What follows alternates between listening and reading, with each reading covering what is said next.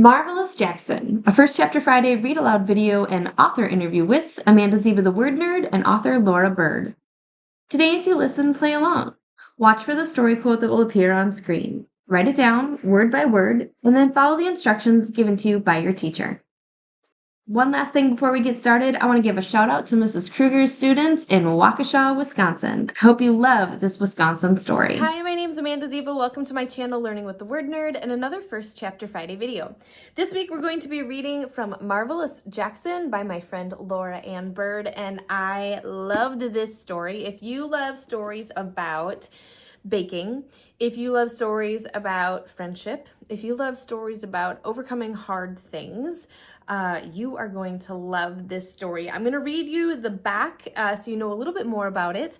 But before I do that, I wanted to shout out real quick, if you like baking, this is another book on my channel. It's a graphic novel about a baking competition that you would absolutely love. So these are a great pairing. But today we're talking about Marvelous Jackson. Here's what the story is about.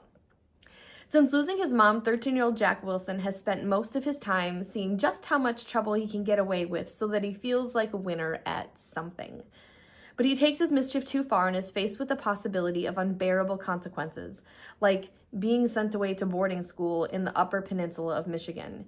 He knows it's time to make a big change. After rediscovering a love of baking he once shared with his mother, Jack is confident that his new sense of purpose will help him stay on the right path. So he throws himself into learning the finer points of sprinkles and scones and hopefully even mending his broken relationship with his dad. When the world-famous Marvelous Midwest Kids Baking Championship television show announces that it's accepting applications for its next season, Jack takes his hobby to the next level so he can snag a coveted audition spot in Chicago. He knows his journey will be tough and twisty, but maybe it will take him exactly where he needs to go. I loved this book, and I know you are going to as well. So we're going to dive right into chapter number 1. But I want to tell you, make sure you stick around all the way to the end, because after I read you chapter 1, we're going to get a chance to talk with the author, Laura Ann Bird. All right, chapter 1 is called, Oops, Sorry. Just like the day before and the day before that, Jackson Jefferson Wilson wondered how much trouble he could get away with at school. It was a little game he liked to play because then he could feel like a winner at something. As he walked to English class, he knocked the books out from the arms of a 6th grader. Oops, sorry, he called out. He flicked water from the bubbler at everyone who was in line to get a drink. Oops, sorry, he said. He smushed his face against the window of a science lab and blew, puffing out his cheeks like a warped hamster. On the other side of the glass, the teacher yanked down the shade, and Jack laughed. Oops, sorry. The hallway began to empty as students ducked into their classrooms, and Jack knew he would be late. Miss Kibble will make her usual sad face when I walk in, but that's about it, he thought, and it doesn't matter if my report card has a tardy on it. Or 50 of them. Ever since Jack's mom died 472 days ago, according to the running tally in his head, he hadn't cared about things like report cards or tardies. And it's not like Norm was paying attention either. He was lost in his own head, no doubt obsessing over cheeseburgers. With just a few seconds to go until the bell rang, Jack rounded the corner of the language arts hallway and rammed directly into a stocky, solid figure blocking his path. He flinched and jumped back when he saw who it was. Of all the kids at Evergreen, why did it have to be Benny? What the heck? Benny yelled, shooting spittle all over his hockey jersey. What are you trying to do? Knock me over? Jack raked his hand through his tangled mop of brown hair. You were standing in a stupid spot if you didn't want to be knocked over, Jack said. Or maybe you were just being a klutz. Benny shoved Jack, which made Jack's backpack slide off his shoulder and thud to the floor. How Jack wanted to punch the smirk right off Benny's pale, blotchy face. His hands automatically curled into fists, but before he could take a swing, there was a loud sniffle. Jack peered past Benny. Pressed against his open locker, Theo Porter lifted his chin. It seemed as if he was trying to put on a brave face, except Jack noticed that his brown cheeks were wet. The bell rang, and Jack felt its shrill echo all the way down to his toes. What are you doing to Theo? He hollered at Benny. I'm not doing anything.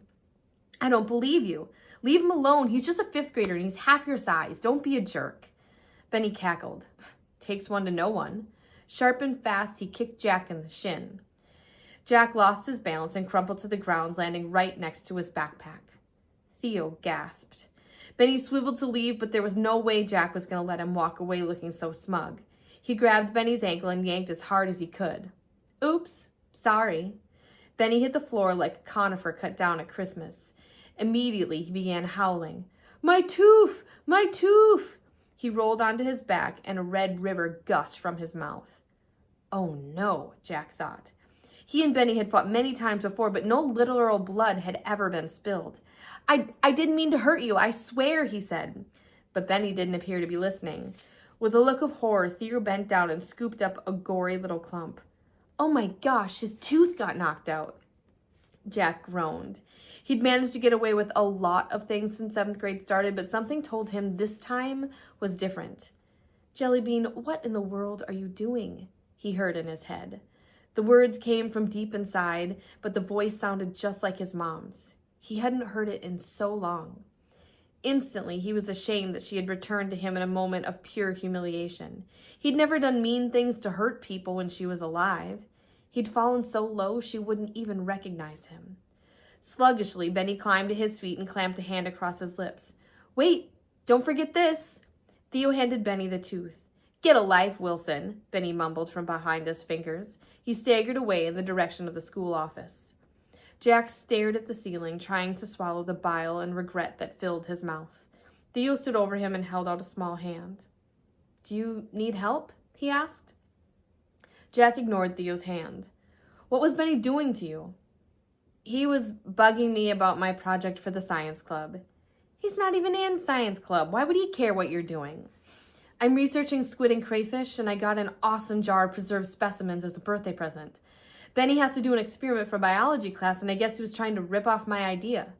Theo shrugged as if he knew his ideas were great and therefore worth stealing. Why'd you stick up for me anyway? You didn't have to do that. Yes, I did. Jack closed his eyes and remembered how Theo, Lola, and Claire had rescued him the summer before, even after he'd bothered them mercilessly for more than 2 months. Lola was Theo's big sister, and Jack was sure she still despised him for all the rude things he'd said to them. Claire was their best friend from Chicago, and by accident, Jack had shot her little dog with a BB gun. And if that wasn't bad enough, he'd gone and clunked his head on his dad's fishing boat and plunged into Lake Lyons. He would have sunk to the very bottom if Theo, Lola, and Claire hadn't teamed up to pull him out like a pitiful, rubbery noodle. You saved my life, Jack reminded Theo. Fair enough, Theo replied and held out his hand once more. This time Jack took it, but he made a point to draw up his own body weight. He didn't need Theo toppling over too. Benny's right. I am a jerk. Theo pushed his thick tortoiseshell glasses up the bridge of his nose. His chestnut eyes looked enormous as he blinked. Deep down, Jack hoped that Theo would disagree with what Benny had said, but Theo only blinked again. Jack had to face the truth. Since his mom died, he'd turned into someone he didn't understand or even like. Sure, his downfall had started during the saddest time of his life, but he'd let it go on too long. He could see how much he'd strayed from the kid his mom had loved so much. He struggled to catch his breath. It felt like he was drowning in the lake all over again. Jackson, Jefferson, Wilson, Principal Engel bellowed from the other end of the hallway. It sounded like he was in a very bad mood. Stirring up trouble once again, I see. I didn't stir up anything, Jack said. Benny started it. Benny may have started it, but you took it too far. But I've already called your father. He'll be joining us in the office as soon as he can get here. I just want to go back to English class, Jack whined. He realized for the first time how sick he was of going to Principal Engel's office. He had been there so many times he knew the location of every pencil and potted plant.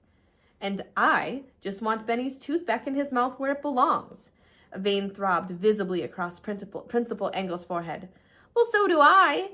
Jack reached out and smacked the nearby row of lockers in frustration. The sting on his palm was instant. It felt like it burned. Oh no, Theo exclaimed. My experiment. His jar of preserved sea creatures trembled on the top shelf of his open locker. Then it shifted, and it fell. Jack lunged, trying to catch the jar, but it slipped through his fingers as if it was smothered in bacon grease. It shattered, sending sticky formaldehyde, dead critters, and shards of glass rolling across Jack's tennis shoes. He glanced at Theo's pinched face. I'm so sorry. I didn't mean to do that. It's fine, Theo said, but Jack knew he was just trying to be nice. I can figure out something else for science club. But it was your birthday present, Jack choked back his shame and nausea. You're gonna have to clean up that mess, young man, Principal Engel said, shaking his head at Jack. We'll get you some paper towels and a broom, and then we'll sit down with your dad and have a nice, long talk. Jack wiped his nose at the back of his hand as Theo gave him a look of unmistakable pity. He wished desperately to hear from his mom again. You've got this, Jelly Bean. But no words of encouragement were offered. I'm on it my own, he thought. It was time to face the music. If you want to find out what happens next to Jack in his story, pick up a copy of Marvelous Jackson. But now let's head and chat with the author, Laura Ann Bird. All right, readers, we're in for a real treat today because we're going to get a chance to talk about the author of Marvelous Jackson, my good friend, Laura Ann Bird. Laura, thank you so much for joining us on the channel today. Thank you, Amanda. So happy to be here. Yes, I'm really excited to talk to you about this book. And my first question is that my favorite kinds of books are books with layers. It's more than about just one thing. And this book does that so well. We have like a major layer of grief and we have a major layer of baking. And so my first question is, which layer came first, the grief or the baking? Or maybe it's something else. And how do you balance those layers? Kind of like a cake. I didn't mean for it to be a metaphor, but maybe it is. Yeah. Well, those cakes with lots of layers taste really good and you can get a lot in there. So that's a great question. And actually, I think the first layer of the cake for Jack actually came from my first book, Crossing the Pressure Line. Jack makes an appearance in Crossing the Pressure Line, and he's actually a very unlikable character, if you remember correctly. He rides around on his dirt bike all summer, stirring up trouble, giving the main character of Claire a real headache. And as I was writing Crossing the Pressure Line, I kept thinking about Jack, and I really had made him sort of one-dimensional. Like he kind of was like the bully, kind of the jerk, if you will. And I thought, I'm really doing a disservice to Jack and to readers because I feel like there's more to what makes Jack tick, right? Because anytime you take a bully and you start peeling back the layers, there's a reason deep down for that hurt and that frustration and that angst. So I started fleshing Jack out in my head as a character when I was writing Crossing the Pressure Line, because I knew I wanted him to be the main character of whatever book came next, sort of his redemption story, if you will. So to give him those layers, I knew that he really needed a lot of hurt inside and sadness, because that's why he was acting out and not being such a great friend to people in this book. So to answer your question, I think the grief did come first because I started, planting some seeds for myself. And one of the seeds was that we find out in Crossing the Pressure Line that Jack has lost his mother. She had passed away a while before, and he was alone. He didn't have any siblings, and he didn't have a hobby. He didn't have anything to sort of bring him joy and satisfaction, on a daily basis. And so that was really the nugget of what became Marvelous Jackson. You asked about the baking, and that's actually kind of funny because as I was thinking about this book and kind of structuring it and plotting it out, I knew I wanted him to have a search for a hobby, and I wanted that hobby to be something really fun that kids would love to read about. And so I would take walks with my husband and I would brainstorm different hobbies that Jack could pursue, like chess or hip hop dancing. And so we had these really fun animated conversations, my husband and me, and he would kind of shoot down all these ideas like, I don't know, I don't think chess is going to be really exciting on the page, visually. Yeah. So when I said baking, he was like, oh, you know what? I think that would be great. And it really just struck a chord with me because so many kids these days love to bake. And there are all these wonderful baking shows on TV. And I thought, okay, this is what's going to do it for Jack. And so that was the layer of the baking. Okay, well, that leads wonderfully into my next question, which is, do you have a lot of baking experience, and what is your favorite thing to make? Okay, true confession, I do not like to bake at all. I am not a baker at all. It is too finicky for me. I don't have the patience. I always mess it up. I've made some terrible mistakes in the kitchen, and that's fine. I mean, Jack does that too, right? He makes some bad mistakes in the kitchen, but he learns and he just loves baking. I don't love baking. But I'm really good at doing research. And so I talk to a lot of bakers. I ask them questions. I got all the information I needed so that Jack's baking journey is very believable. That. I love that. And it's not the answer I would have guessed, which is why it's so awesome to have an interview and be able to ask you these Yeah. questions. My next one is something you hinted about, and that is all these amazing baking shows that are on TV. We have a lady who lives in our town who's won the Holiday Baking Championship 3 times. Oh So my God. I would say that that's probably my favorite like reality cooking show, but like what is your favorite reality competition show? And it Yeah. doesn't have to be in the food realm, but I was just curious because that's a big part of this story is this Absolutely. reality cooking show that Jack wants to audition for. So, what is Mhm. your favorite reality competition show? I love that question. So hands down, Top Chef. I have been watching Top Chef for years and years. And Top Chef really focuses on cooking, but baking does factor in because a lot of times the chefs have to make desserts. I have loved that show, and that show really informed the way that I wrote the baking competition in Marvelous Jackson, the Marvelous Midwest Kids Baking Championship. There is something so like I love watching people, whether it's baking or for a long time, I also watched Project Runway, where designers are like, yes, like creating their garments. Like, I don't care what it is. I love watching people pursue their creative passions and give all of their focus to whatever is in front of them. Like, it's Yeah. very much a flow state. When you watch people like so focused on what they're doing and putting their heart and soul into it, I am riveted by that. Like, and for years when I watched Top Chef, I would just watch these chefs like, oh my gosh, give their all to whatever they were making. And so I really wanted that to be a component in this book. And I think I succeeded because, I just You the did too. exhilaration of like being in a hot kitchen with the lights on you and, the host is blowing the whistle and doing the countdown. I mean, it's so great. It's really fun. Yeah. So much fun, so exciting. I would agree. I also was a huge fan of Project Runway.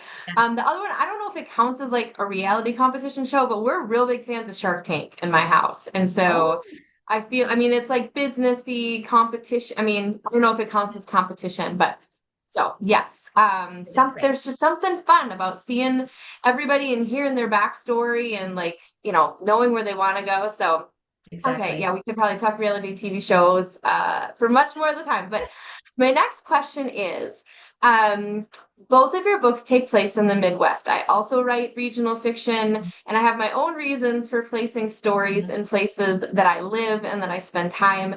And I'm curious, why did you choose to put your books in the Midwest? And do you think you always will? Like, if you can just tell us a little bit about writing regional fiction. Yeah. Yeah. So I'm born and raised in Wisconsin and I love living here.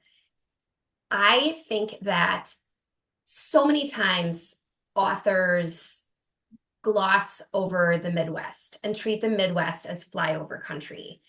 And I am out to change that because we aren't just flyover country. We are a vibrant state. We're a vibrant region, the whole Midwest. We have a lot going for us. And kids and readers, adults too, in our state, in the Midwest, deserve to see ourselves reflected back in the pages in a really positive, vibrant way. And so for me, it was a no-brainer, to offer that to kids because when I was growing up, when you were growing up, the only books that I ever read that I can remember that took place in Wisconsin were the Laura Ingalls Wilder books, which was great, but that's not really a contemporary view of where we live and our communities. And so that's really important to me to do that. Um, And also for adults, I co-founded with a friend of mine in Indiana, the Great Midwest Book Group, and we meet on Zoom quarterly, and we only read books written by Midwestern authors, or that books that take place in the Midwest that depict our area in a really positive way. Yep. I agree. It's super fun. It reminds me too of Dusty Bowling has done the same thing with Arizona. All Yeah. of her books take place in Arizona and near the desert because she's like, I didn't see a lot of that in kids' books, and this is where I live. This is what my life looks like, and so I think that that's really cool that you've committed to that, and hopefully more authors will do that so that no matter where you live, whether it's Wisconsin or Indiana or Iowa or Florida, wherever, you're getting to see your landscape, your landmarks, your like like the traditions and the things that we just always do in stories. So thank you. Thank Absolutely. you for doing that. Oh, it's all good. Um, my last question, I have to look at my list because I forgot. Oh, yeah. My last question is, what is one piece of writing advice you would give to a kid who likes writing and maybe wants to pursue it further? And what is one or one piece of advice you would give to a kid who says that they hate writing? Ah, okay. So for the kid that loves writing, that's super easy. I always tell kids who love to write, who want to be a writer someday, read. Read as much as you can. Read any genre you can. If you love graphic novels, great. Read graphic novels. If you love historical fiction, great. Nonfiction, whatever it is, I think to just give yourself every opportunity to read because that will make you a better writer. Um, the other advice I would give to kids who want to write, so it's actually a second one, I hope that's okay. And I kind of alluded to this before, but I think that there are people out there who always say, you should write what you know, like write what you understand, write what you've experienced. And that's fine, but I don't agree with that. I feel like we should write what we want to know. And case in point, I did that with the baking. I don't know how to bake. And in my first book, Claire Birch, the main character, loves to fish. I don't fish either.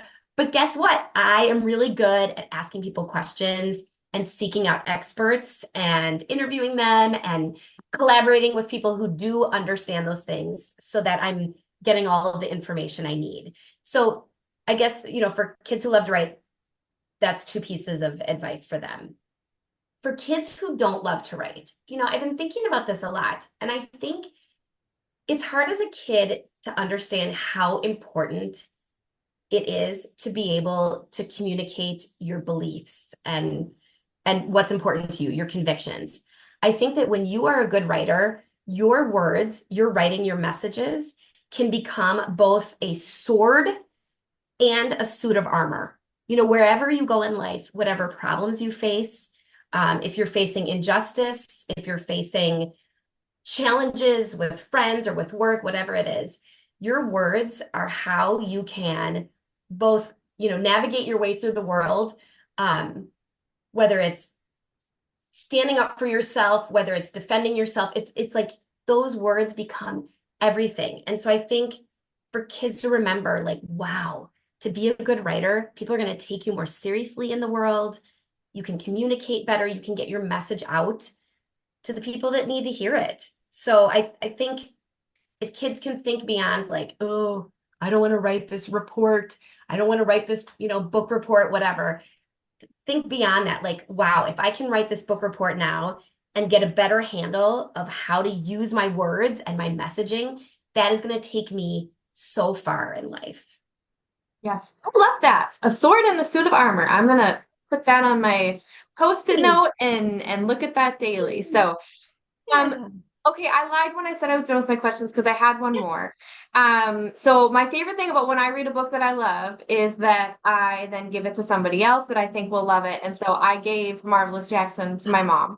And she was recovering from a surgery, so she read it one day and she loved it as well. And so she would want me to ask you, is there going to be another book with Jackson in it? Because she really wants to know what happens with like next. I'm not going to spoil it. Yeah. I almost did, but I caught myself. She really would Yeah. like to know what's going to happen next. So, maybe what are you working on next, and does it involve Jackson? Thank you for asking that question. So, much like I did when I was writing this book, and I sort of fell in love with the idea of Jack, and then Jack became the main character here. There is someone in Marvelous Jackson that you meet, a new character. And I thought, this is who I want to focus on next because this character is totally different and has a totally different passion than fishing or baking. And so I am writing my third manuscript, I hope it will become a book. I am working through edits and revisions right now, which, as you know, takes a lot of time and it's really frustrating. And kind of soul-sucking, but I just know that it will be worth it at the end to tell this character's story. And by telling this character's story, I will say that Jack is definitely in the story because there are a lot of kids that are in both books. And so these kids are all back for round 3. So you see Jack in this next story, and you do find out how his story gets resolved because I know some kids finish Marvelous Jackson and they're like, but Miss Laura, like, they have lots of questions and I don't want to give anything away. And those questions are all valid. I still love the way that I ended this book, but yes, you do get some answers. Awesome. Well, we will keep our eyes peeled for that. I'm also going to put your website down in the video description box of this video so that if readers have more questions or they want to connect with you, or they want to get a copy of the book for themselves, we will do that. But thank you so much for your time today. Thank you for this lovely, lovely story. And readers, we will see you again next week for another First Chapter Friday video. To continue reading Marvelous Jackson by Laura Bird, pick up a copy from your school library, purchase one from your favorite local indie bookstore, or grab it via the Amazon link down in the video description box. Then be sure to check out the rest of the First Chapter Friday videos. I've got more than 200 ready and waiting for you. There are lots of formats and genres, so I know there's something for everyone. This week's mystery quote says, "Anything is possible, thanks to practice, patience, and good friends. They're the most important ingredients." Thanks so much for visiting my channel, Learning with the Word Nerd. I hope you come back again for more First Chapter Friday videos, brain breaks, direct instruction videos, and more. See you again next time. Happy reading.